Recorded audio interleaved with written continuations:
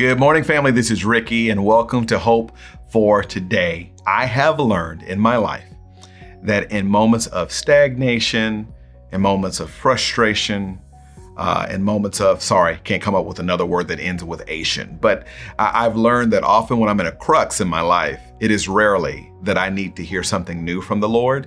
It is more often that I need to hear something old that apparently I have forgotten.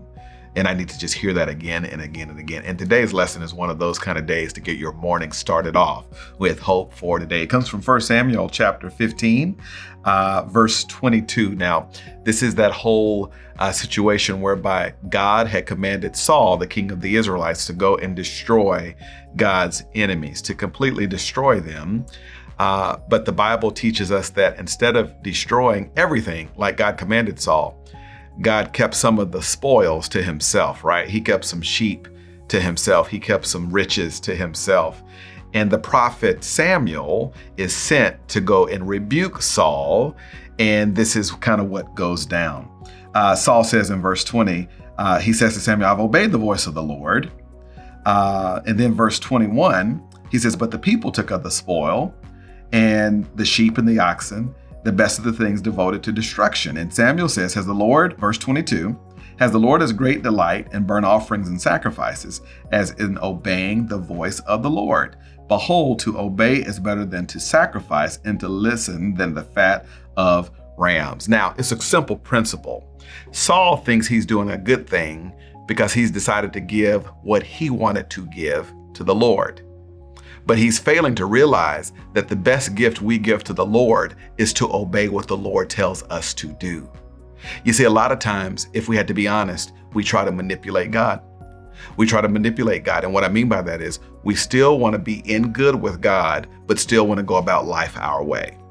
So what ends up happening is we try to appease God by doing something that's good, i.e., I'm going to go to church, or I'm going to pay a little tithe, or I'm going to do a good deed today. And although those things are good and we're called to do those things, doing those things doesn't cancel out you loving on your wife faithfully, or you serving in your career with integrity like God has commanded all of us to do. Some of us think that we get to, on those dark days, that we get to just give God what we want to give him. And that was Saul's problem.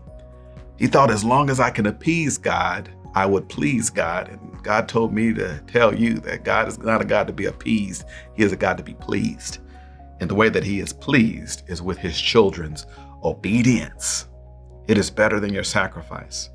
Man, I go through it all the time where it's just like, oh man, that conviction of the Lord, I've got to go to that person and apologize for what I said, or, oh my goodness, I've got to do something real hard and I don't want to do it, but I got to do it because I know it's on me. And there's a blessing on the other side of obedience. And I just want to encourage you, whoever you are, wherever you are, no matter what it is, if God has commanded you to do something, especially according to his word, which is where he mostly speaks to us, if he's commanded you to do something, trust him and do it. And I promise you, there's a way better blessing on the other side of obedience to him than obedience to you. And that's hope for today. I'll see you next time.